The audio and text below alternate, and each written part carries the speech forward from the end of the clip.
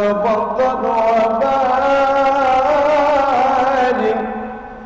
بجلالك وجلالك على زين عبادك وأشرف العباد أسعد العرب والعجم وإمام مجد طيبة والعرب وترجمان بلسان الكلام ومنبع العلم والحكمة والحكم أبي القاسم سيدنا وحبيبنا وشفيعنا ومولانا محمد صلى الله عليه وسلم ذو شرفين يا رب ذو شرفين يا رب ذو شرفين يا رب وكرامة وتعظيما ونفعة ومحبة وبرا وسلم ورضي الله تبارك وتعالى ذوي الفضل العلي والكريم الجليل ساداتنا وأئمتنا وموالينا أبي بكر وعمر وعثمان وعلي الحسن ثم الحسن وأمكية الصحابة وقرابة رسول الله صلى الله عليه أجمعين إن الله وملائكته يصلون على النبي يا أيها الذين آمنوا صلوا عليه وسلموا تسليما والحمد لله رب العالمين. السلام عليكم ورحمة الله وبركاته. Assalamualaikum warahmatullahi wabarakatuh. Alhamdulillahi rabbil alamin. Wassalatu wassalamu ala sayyidina Muhammadin asyrafil anbiya'i wal mursalin wa ala alihi wa sahbihi ajma'in, amma ba'd. Yang saya hormati jamaah ta'lim Masjid Jamil Rahman, yang mudah-mudahan selalu diberikan taufik hidayah, kesehatan dan keberkahan oleh Allah Subhanahu wa taala. Amin ya rabbal alamin. Seperti biasa, marilah kita baca suratul Fatihah kepada keluarga kita, sanak famili kita yang telah meninggal dunia. Mereka mendapatkan ampunan dari Allah Subhanahu wa taala, dan juga kepada orang-orang yang mewakafkan tanahnya untuk Masjid Ar-Rahman ini, juga para donatur ya, yang menyumbangkan sebagian hartanya untuk pembangunan masjid ini. Kita doakan mudah-mudahan mereka selalu mendapatkan keberkahan dalam usia dan rezekinya dari Allah Subhanahu wa taala. Juga kita doakan kepada jamaah kita, teman-teman kita yang mungkin dalam keadaan kurang sehat. Kita doakan mudah-mudahan Allah kembalikan kesehatannya seperti semula. Bihadin niyat al-Fatihah. A'udzubillahi minasyaitonir rajim. Bismillahirrahmanirrahim. Alhamdulillahirabbil alamin, arrahmanir rahim, maliki yaumiddin. Iyyaka na'budu wa iyyaka nasta'in, ihdinas siratal mustaqim, siratal ladzina an'amta 'alaihim ghairil maghdubi 'alaihim waladdallin. Saudara-saudara sekalian, tema pengajian kita pada malam ini berjudul Fi Fadilati Birril Walidain, keutamaan berbakti kepada kedua orang tua. Bagaimana cara kita berbakti kepada orang tua yang masih hidup, dan bagaimana cara kita berbakti kepada kedua orang tua yang sudah meninggal dunia, dan hikmah-hikmah apa saja keberkahan apa saja yang didapatkan oleh anak akibat berbakti kepada kedua orang tuanya, serta siksa dan azab apa saja yang dirasakan anak akibat durhaka kepada orang tua. Jadi saya akan membahas surah An-Nisa. A'udzubillahi minasyaitonirrajim. Wa'budullaha wa la tusyriku bihi syai'a wa bil walidaini ihsana wa bidzil qurba wal yatama wal masakin wal jaril qurba wal jaril junubi was sahibi bil jambi wabnis sabil wa ma malakat aymanukum innallaha la yuhibbu man kana mukhtalan fakhura. Shadaqallahul aliyul adzim. Yang artinya, sembahlah olehmu akan Allah Subhanahu wa taala. Itu yang pertama. Jadi kita memang diciptakan oleh Allah untuk beribadah kepadanya. Ya. Wa ma khalaqtul jinna wal insa illa liya'budun, kata Allah. Kami tidak akan ciptakan jin dan manusia kecuali untuk beribadah kepadaku. Jadi itu perintah pertama, wa'budullaha wa la tusyriku bihi syai'a, dan janganlah kamu menyekutukan Allah dengan sesuatu. Apa itu sesuatu?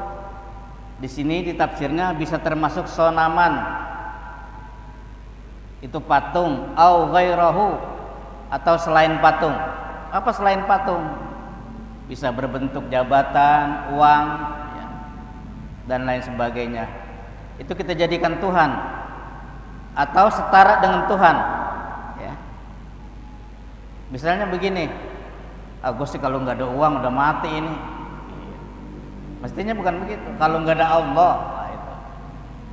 Jadi kita kembali kepada Allah. Au syai'an minal israqi jaliyan au khafiyan, atau menyekutukan Allah dengan sesuatu baik secara terang-terangan atau sembunyi-sembunyi. Kemarin ini Pak, saya baca di medsos, ada orang tua membunuh anaknya. Kenapa membunuh? Dia rupanya itu mendapat bisikan, ya, kalau ingin kaya, jadikanlah anaknya sebagai tumbal, dibunuh. Orang tua membunuh. Kenapa? Karena dia tidak percaya kepada Allah. Allah yang memberi rezeki, ya, bukan gunung, bukan dan lain sebagainya. Itu bahasanya pesugihan. Jadi orang ingin mencari kaya, tetapi melalui pesugihan tadi. Tapi kalau di Gunung Kawi, itu di Malang tuh masih ada tempat-tempat tertentu untuk membuat kemusyrikan. Jadi orang kalau kaya kesana pengen kaya. Jadi apa kata bisikan tadi? Ya, kalau disuruh bunuh anak, bunuh. Kenapa kamu bunuh? Saya ingin kaya. Itu suruh setan begitu, iblis. Ya.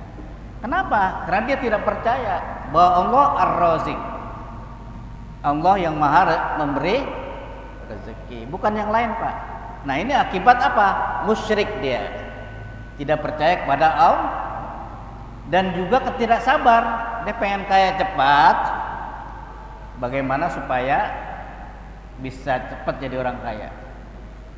Itu melalui bisikan-bisikan setan. Bunuh anak kamu dijadikan tumbal, nanti kamu cepat kaya. Dibunuh, setelah dibunuh ditangkap polisi. Kira-kira jadi kaya nggak? Lah kagak, orang di penjara. 2 kali kerugian.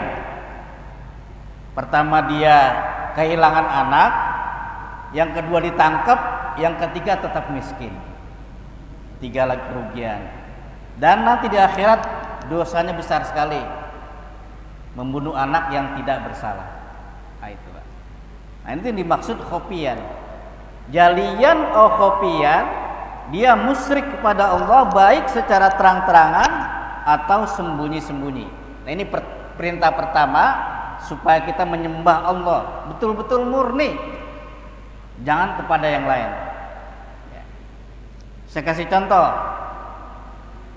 Saya pakai cincin, tapi saya percaya dengan cincin ini rezeki saya makmur. Kira-kira gimana Pak itu? Musyrik khofiyan namanya. Ya.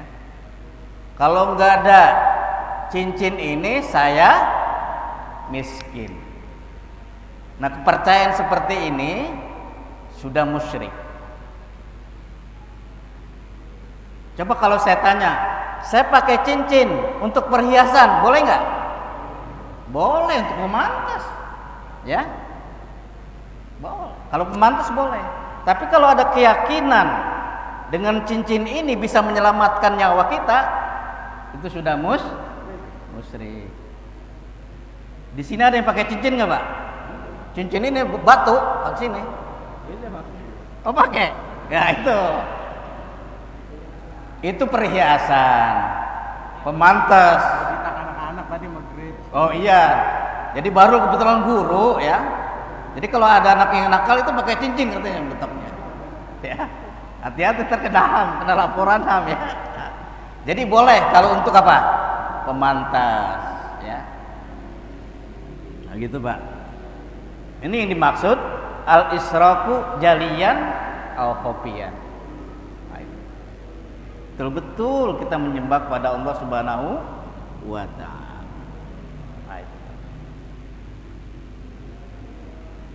Ayat berikutnya, setelah kita diperintah menyembah Allah, wabil walidaini ihsana. Kita harus berbuat baik, berbakti kepada kedua orang tua. Kedua orang tua di sini ada 3 macam. Pertama, bisa babil wiladah. Ibu yang melahirkan kita itu orang tua pertama. Ya. Kalau bapak melahirkan enggak? Ada. Tapi dengan sebab bapak, ibu bisa melahirkan. Ya. Kalau enggak ada bapak, tidak bisa melahirkan. Kecuali Siti Maryam. Nah, itu. Bibi bisa babil wiladah. Orang tua yang nasab kita memang dilahirkan orang tua kita, ibu kita. Itu yang pertama. Yang kedua, orang tua bisa babi tazwij. Itu mertua kita. Mertua juga termasuk orang tua kita, ya. Kita punya bini kan punya orang tua. Itu jadi orang tua kita juga, ya. Namanya bisa babi tazwij. Yang ketiga, bisa babi ta'alum. Guru yang mengajarkan kita itu kita anggap, kita perlakukan seperti orang tua. Bisa babi ta'alum, dengan sebab belajar. Jadi ada 3 macam, tapi urutannya tadi bisa babil wiladah. Karena kelahiran, ya. Ini orang tua kita, ibu bapak kita. Itu sifatnya mutlak dia, berbakti mutlak. Sehingga dulu ada zaman Nabi, wahai Nabi, saya punya orang tua, tapi dia musyrik. Apakah saya tetap berbakti? Kata Nabi, kamu tetap berbakti. Ya. Tapi kalau dia perintah yang menyalahi tauhid, fala tuti'huma. Jangan kau dengar. Wasohibhuma, tapi tetap pergauli orang tua kamu dengan baik. Meskipun dia musyrik, meskipun dia beda agama, tetap kita perbaiki dengan baik. Kewajiban kita. Jadi meskipun orang tua kita musyrik, beda agama, tetap kita wajib menghormati orang tua. Kita berikan uang, ya kalau ada kita berikan makanan, kita bagi, kita dan sebagainya. Tetap kita hormati. Ya, itu. Jadi wabil walidaini ihsana. Yang pertama adalah kita berbuat bakti atau berbakti kepada kedua orang tua. Sehingga ada hadis Nabi, ridhullah fi ridhol walidain. Keridhaan orang tua, ya, keridhaan Allah tergantung kepada keridhaan orang tua. Kalau orang tua kita ridho kepada kita, maka Allah akan ridho dan kehidupan kita akan berkah. Ya, gitu. Wasuhtullah fi suhtil walidaini. Kemurkaan Allah terletak pada kemurkaan orang tua. Kalau orang tua kita marah sama kita, maka Allah juga murka kepada kita. Pernah ada sahabat bertanya, wahai Nabi, dia itu sholatnya rajin, ngajinya rajin, ibadahnya rajin, sedekahnya rajin, haji tiap tahun, tetapi dia durhaka kepada orang tuanya. Apa kata Nabi? Huwa finnar, dia di neraka. Ya. Jadi orang tua jangan sampai apalagi bersifat durhaka, disakiti. Ya. Bahwa mungkin saudara pernah cerita maling kundang, maling kundang. Itu cerita masyarakat Padang, ya. Nah, itu. Padahal maling kundang adalah anak yang sangat berbakti. Ya. Tetapi pas dia mendapatkan istri anak seorang raja, ya, begitu ketemu dengan orang tuanya dia tidak akui itu ibunya, karena ibunya sangat miskin, pakaiannya lusuh, dia tidak mengakui itu ibunya. Tur kutukan Allah. Nah, itu cerita masyarakat Padang. Jadi maling kundang adalah cerita fiktif yang memang dikutuk oleh Allah akibat dia durhaka kepada orang tua. Akhirnya maling kundang itu menjadi batu. Ya, itu diceritakan dalam itu. Ya, kita lanjutkan. Selain kepada orang tua kita berbakti kepada orang tua, kepada siapa lagi? Wabidil kurba, kepada orang-orang dekat keluarga kita. Ya. Keluarga kita yang masih ada hubungannya dengan saudara itu berbuat baik. Yang ketiga, wal yatama. Kita harus berbuat baik kepada orang yatim, anak yatim. Bagaimana cara berbuat baik kepada anak yatim? Bagaimana? Ya disantunin, kalau kita punya rezeki kita santunin. Kalau kita ada rezeki kita kasih duit, kita bagi. Ya. Nah, itu. Wal yatama. Bagaimana Ustaz? Anak yatim itu kan kaya bapaknya, warisannya banyak, perlu nggak saya bagi duit? Perlu. Coba, meskipun anak orang kaya, anak kecil nih, bapaknya kaya, kalau kita kasih duit kira-kira girang gitu? Lah girang banget, anak kecil, ya dapat pahala, apalagi dia anak yatim. Jadi meskipun cuma memang harus diurutkan. Ada anak yatim yang memang miskin orang tuanya, ada yang memang kaya, ada yang sedang. Nah, ini diutamakan yang betul-betul memang perlu bantuan, ya, dan juga yang Islam, Muslim orang tuanya. Sekarang ada dua anak yatim, sama-sama miskin, tapi ini orang tuanya Islam, ini non Islam. Mana tuh diutamakan? Yang bapaknya Muslim. Sekarang ada dua anak yatim, bapaknya sama-sama Muslim. Yang satu ini keluarga, jadi bapaknya dia masih saudara kita, meninggal jadi anak yatim. Nah, ini orang lain, mana dulu yang kita utamakan? Keluarga dulu.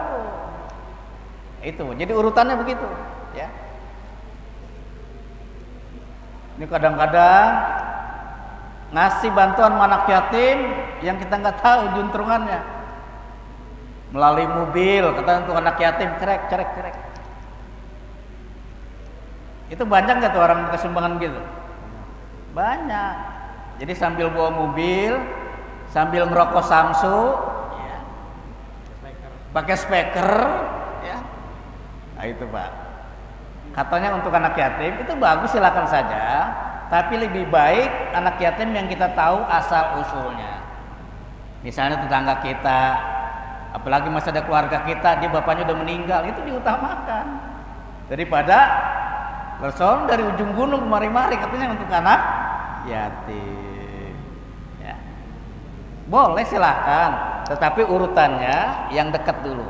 Nah itu, wabidil qurba, yang dekat. Wal yatama wal masakin, orang-orang miskin. Nah ini Pak, kita utamakan. Urutannya begitu, yatim dulu.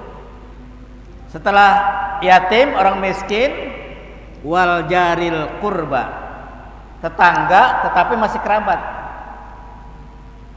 Karena tetangga itu ada 3 macam. Pertama, tetangga rumahnya dekat. Kedua, agamanya Islam.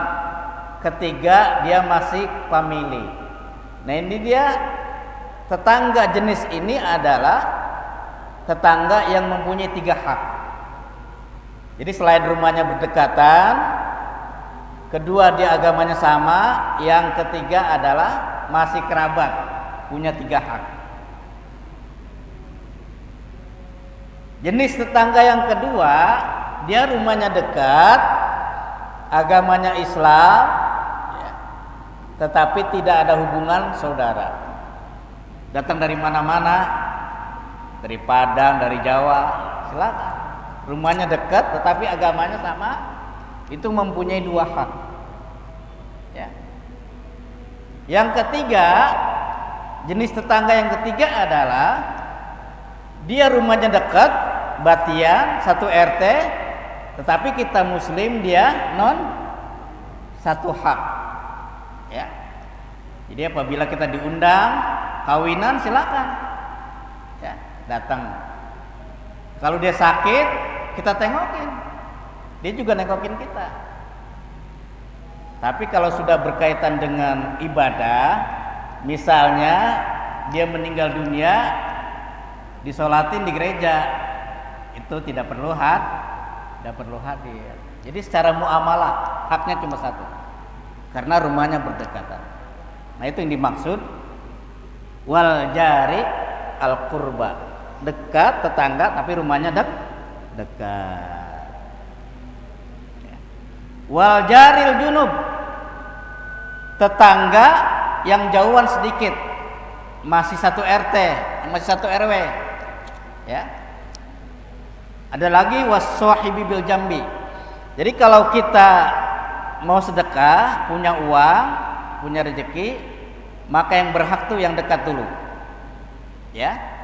Pertama tadi anak orang tua, kedua kerabat, ketiga anak yatim, keempat orang miskin, dan tetangga.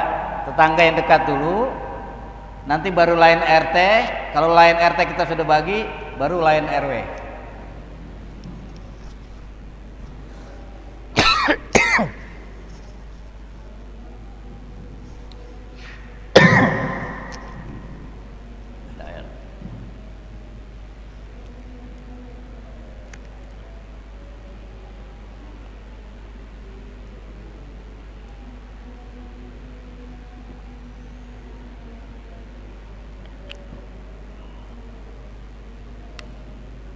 Ya kita lanjutkan, was-sahibi bil jambi wabnis sabil.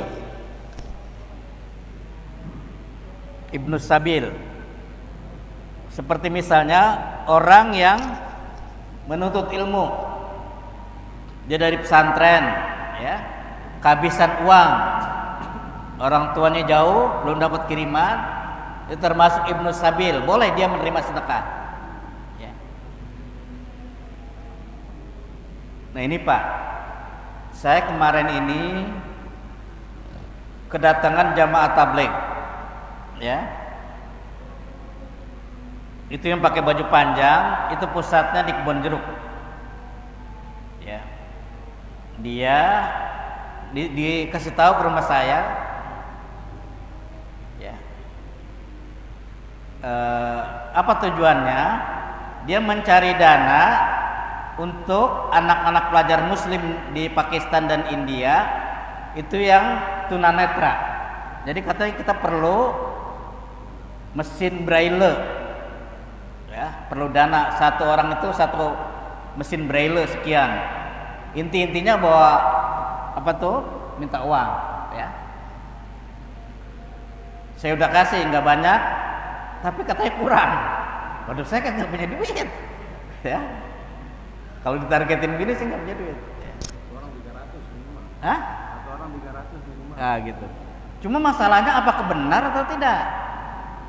Ini masalahnya. Benar apa enggak dia amanah?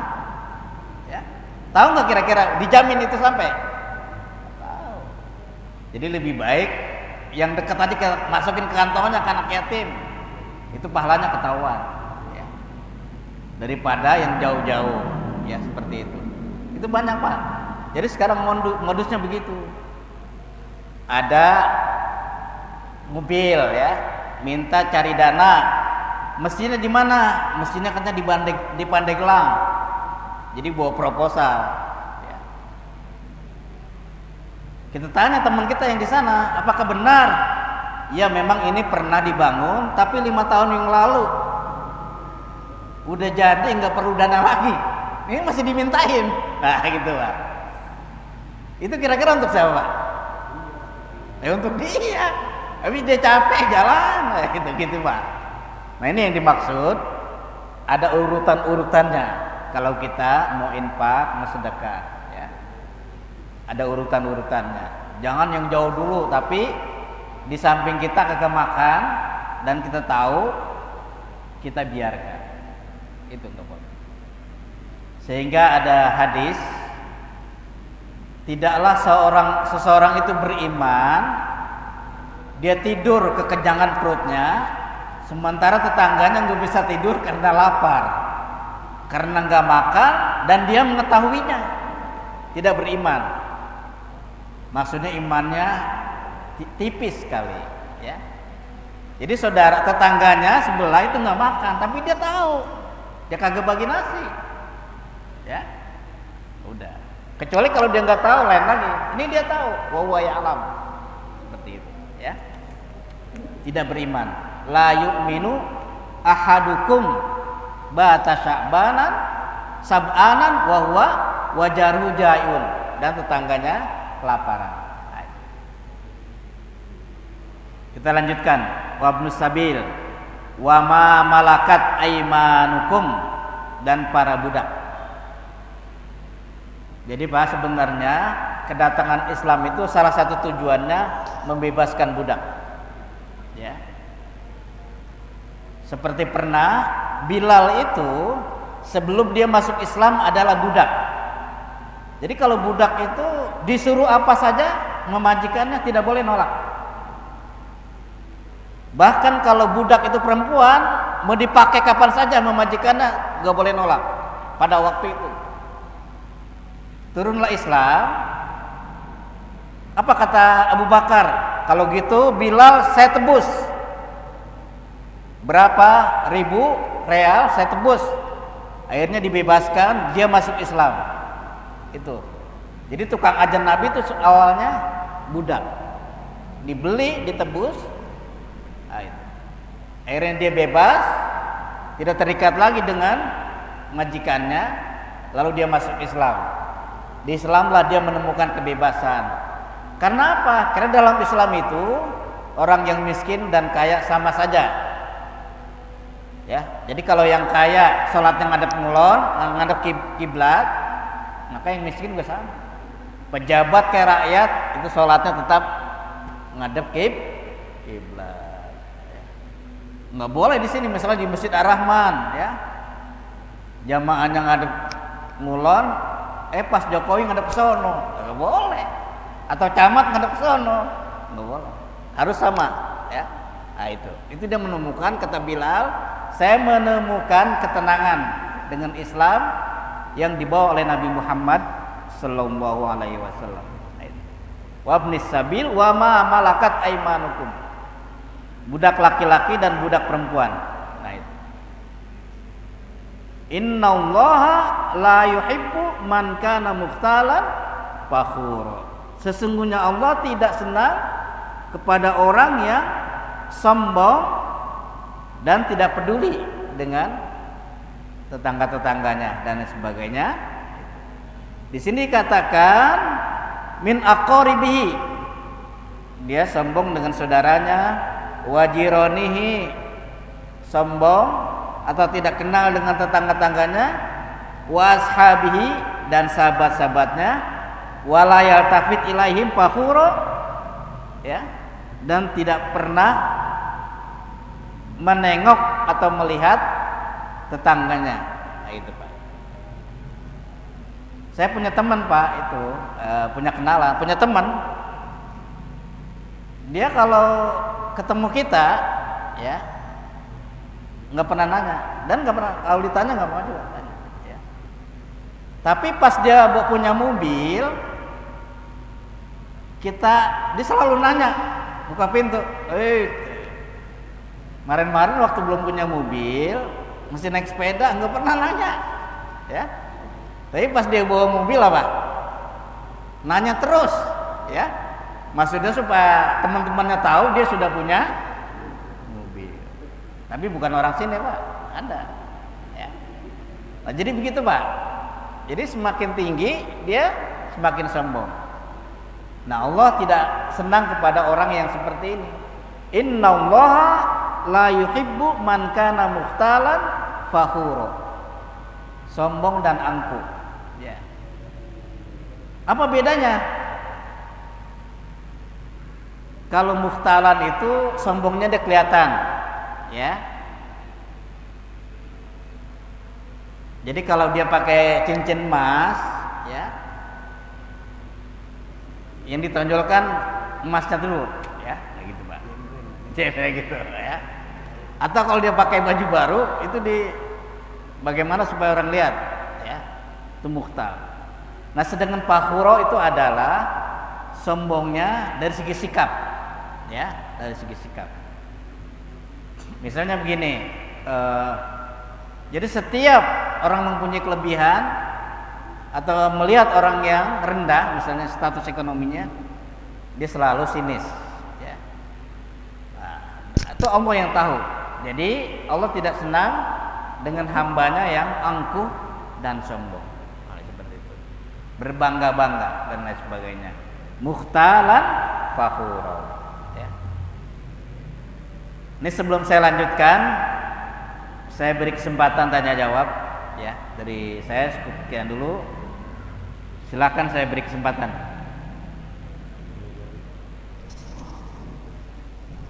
Silakan aja. Oke nih, Pak. Oh itu. Ya, nggak sampai kali. Nah, sini aja Gus. Sini aja Gus tuh ada saat saya. Biar yang lain dengar apa pertanyaannya.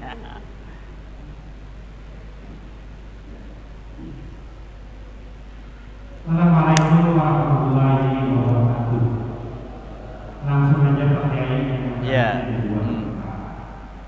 Yang pertama, batasan usia berapa kita memberikan santunan kepada anak yatim dari laki-laki maupun perempuan?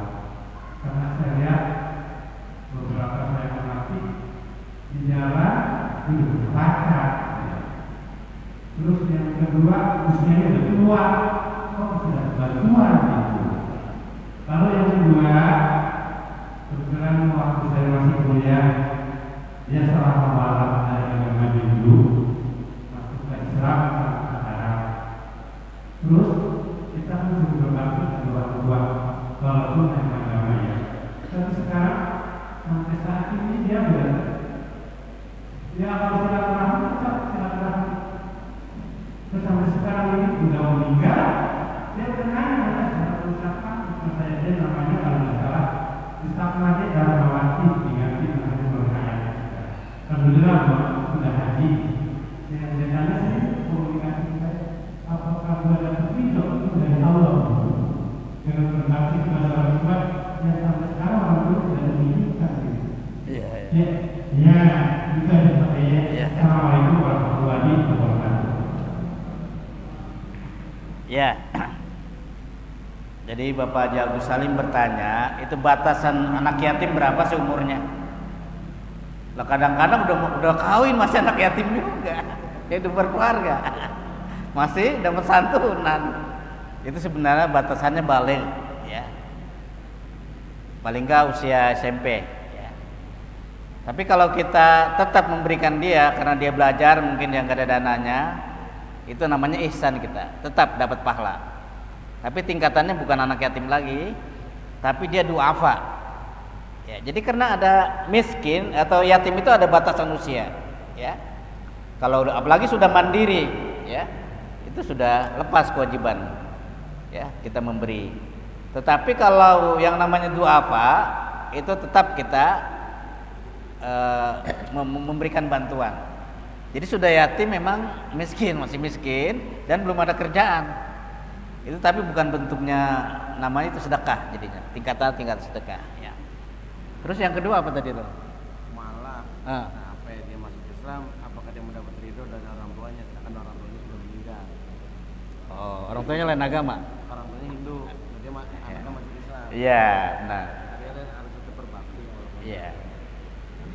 Jadi kalau dalam Islam ya beda akidah itu diterima ya. Jadi yang penting dia berbakti. Sekarang ada pertanyaannya, bagaimana bapaknya Hindu lalu dia meninggal, anaknya masuk Islam gitu, mu'alaf. Nah itu Kenapa masih ada orang tuanya? oh masih ada. Nah jadi itu tetap di sisi Allah dia termasuk anak yang, kan kata Allah jangan berbakti, jangan mendengarkan kalau perintah orang tua bertentangan dengan perintah Allah.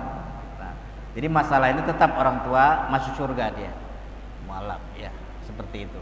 Nah, meskipun dia tidak mendapat keridhaan orang tua karena yang berbeda agama, kecuali kalau dia orang tuanya tetap dari Muslim seperti itu, ya. Tetap. Tapi kalau dia Muslim, dia tidak, orang tuanya tidak ridho, dan itu yang jadi masalah, ya. Yang dimaksud ridho Allah, ridho walidain seperti itu.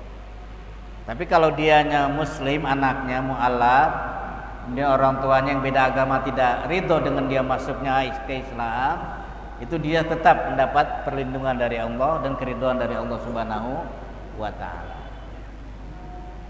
Ada lagi?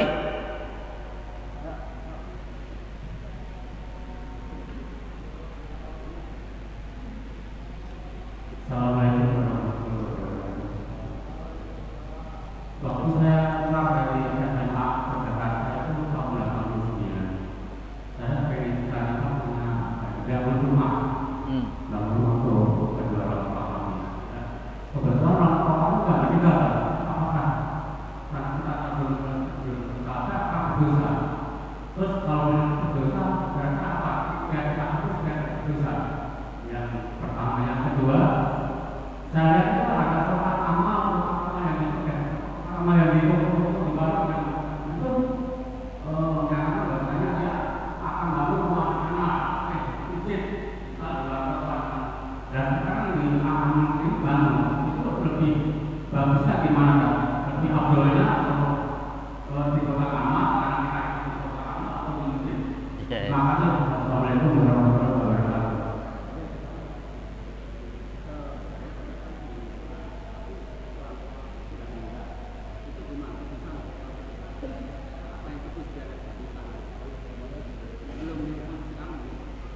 Apa pertanyaannya? Jadi dia mau bangun rumah. Lu pakai apa ya? Dia mau pertama dia mau bangun rumah. Di tanah orang tuanya. Bisa enggak? Bagaimana cara kalau mau begitu selesai? Tapi sekarang dia pengen bangun rumah itu enggak belum terlaksana. Itu yang pertama. Terus yang kedua itu kan ada kotak amal tuh di warung-warung. Iya. Yang mana kita utamakan, langsung ke masjidnya atau di kotak amal itu? Iya. Jadi ada pertanyaan, kalau banyak kotak amal di luar masjid, apakah baiknya kita naruh amal di situ atau langsung ke masjid? Ya. Baiknya memang sih ke masjid. Kalau memang panitianya amanah, silakan ke masjid. Nanti diumumkan ya. Tapi kalau misalnya udah di kotak aja, niat kita ikhlas, itu sudah sampai urusan pahalanya sampai tetap ya, sampai ya. Ini yang kau boleh itu ke kota kagak, ke masjid juga kagak. Ya. Itu yang kedua, bro. Kalau dia pengen bangun rumah, tempat orang tuanya, tapi Iya. orang tuanya meninggal. Iya. Nah, itu maksudnya boleh nggak katanya bebas berdosa atau enggak? Ya kalau dosa mah berarti bangun di tanah orang lain. Enggak, tanah siapa yang mau dibangun? Tanah dia pasti di rumah orang. Ya kalau tanah orang tua, kalau memang itu bagian kita boleh. Yang nggak boleh itu yang tanah orang lain. Ya. Apalagi kita punya saudara, ya, cuma kita sendiri yang bermusyawarah. Tapi kalau sudah bagian kita silakan aja. Yang nggak boleh bangun rumah itu di tanah orang, ya, tanah orang. Tapi kalau di punya kita boleh. Ya.